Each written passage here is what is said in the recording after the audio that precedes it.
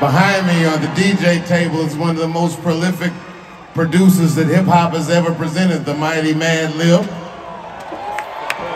Ladies and gentlemen, make some noise for hip-hop history.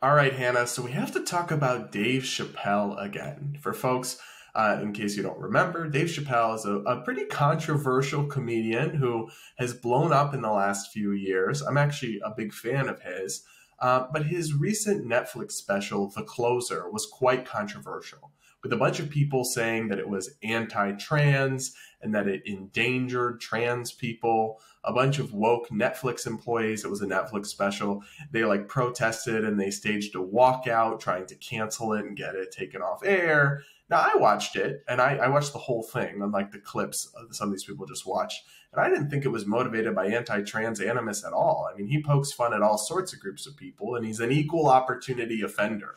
And he makes some pretty outrageous jokes about trans people that I won't repeat on this family-friendly podcast, but no different than his jokes he makes about police, about black people. He is black. He roasts his own community, about gay people. He does a lot of this, and it's just his style of comedy.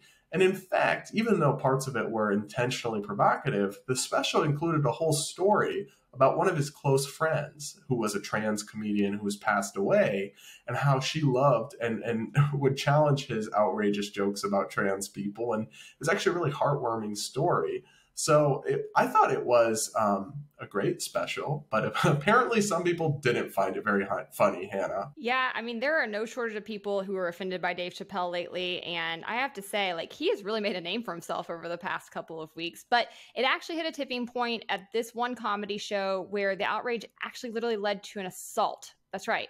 Earlier this month, a man actually stormed the stage at one of his events and tackled him.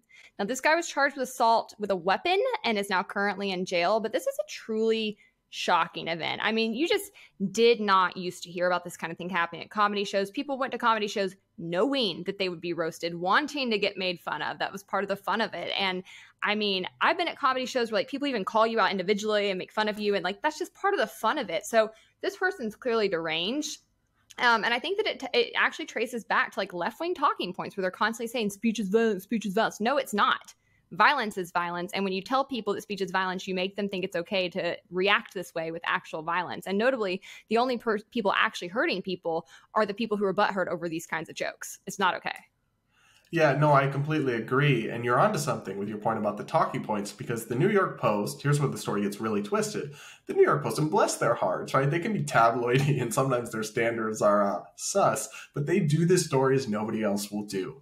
They actually went and interviewed this guy in jail. He's currently in jail for this. And they went and interviewed him and asked him, why'd you do this? He explained that he felt triggered by Chappelle, and that's why he charged the stage. Here are some actual quotes, not from the Babylon Bee, but from this interview, where he said, I identify as bisexual, and I wanted him to know that what he said was triggering. I wanted him to know that next time he should consider first running his material by people it could affect. I'm also a single dad, and my son is 5. It's a struggle, and I wanted Dave Chappelle to know it's not a joke. Huh? This is unhinged and dangerous. Look, I'm gay too. That doesn't give me the right to storm the stage with a knife and assault people who say things I don't like, as this guy allegedly did. It's just totally nuts. And this is like the danger with the kind of left-wing narrative. I'm sure most people on the left don't support this literal act of violence if you ask them, but they do say things like hate speech isn't free speech, and like anti-trans bigotry makes trans people unsafe, endangers them. And when you start going there to that dark space where speech is an act of physical violence or endangers people to violence, you naturally open the door for people to respond with literal violence. And a free society can't continue like that for very long, because everybody finds something offensive or hateful. And so you can't have a free society with robust debate and open discussion when some people think their subjective perception of what's hateful or bigoted allows them to enact violence onto others. So we got to stamp that out. I mean, it's just so childish. Like, we tell little kids that you have to ignore it when people say mean things to you. You have to ignore things that hurt your feelings, get over it, move on. Like, we expect kids to have more emotional maturity than a lot of adults in our society do at this point. I think it's really pathetic, honestly. Like, I have no time for it, no sympathy for it whatsoever. Get over it, grow up, get used to it. Like, literally, people need to toughen up in this country again. Like, also, why did he go? Like, doesn't he know who Dave Chappelle is? No one made you go to his event.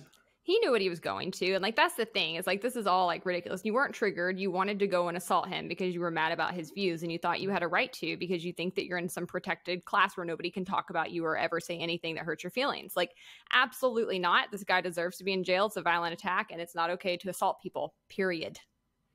Well, there you go. And that's the tea. And that's the tea.